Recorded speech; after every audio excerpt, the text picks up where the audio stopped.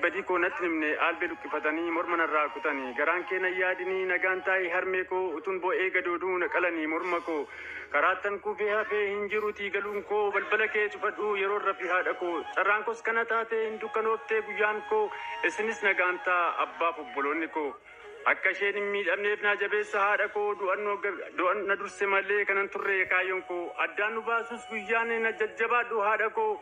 Midhaanis narra ga'ee dhiisee deemus biyya koo fuula labbii duratti wal argina gaaf tokko amma sin nagaan ture hamaan sin argatin.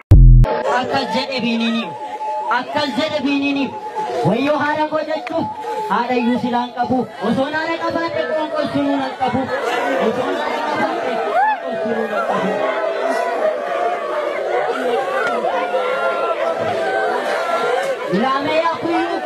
Lamea kuyuko ila garba gurraacha ila bakkan ganne dhiigni koo sin maraacha. Kufeetaan achi nafe waanumaan godhuun nafe godhee kiyya waammadhu hiriyaa koo waamuudhaaf olan jechuu dadhabe. Ajjechaan uummata Salaalerraa haa dhaabatu. Hundi keenya uummata Salaaleef sagalee haa ta'an. Anaa nyaatu Salaalee koo ajjechaan gar jabinaa daran sitti hammaatullee anaani duuti gar malee uummata keenyarraa dhaabbachuu qaba.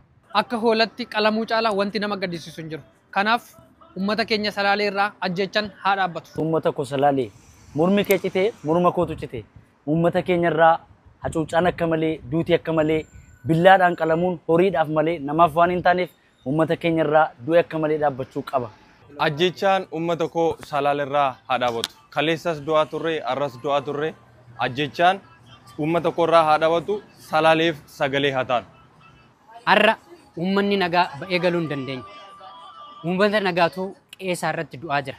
Ajjechaan gara jabummaa uummata Salaalee irratti ta'aa jiru nurraa dhaabbachuu qaba. Duuni uummata Salaalee irratti kan raawwatamaa jiru nurraa haa dhaabbatu. Hundi keenya uummata Salaaleef sagalee haa ta'an.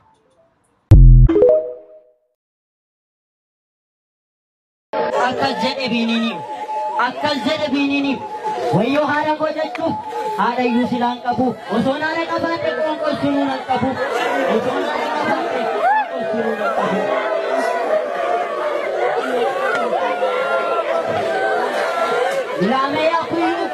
Lamea kuyuko ila garba gurraacha ila bakkan ganne dhiigni koo sin maraacha.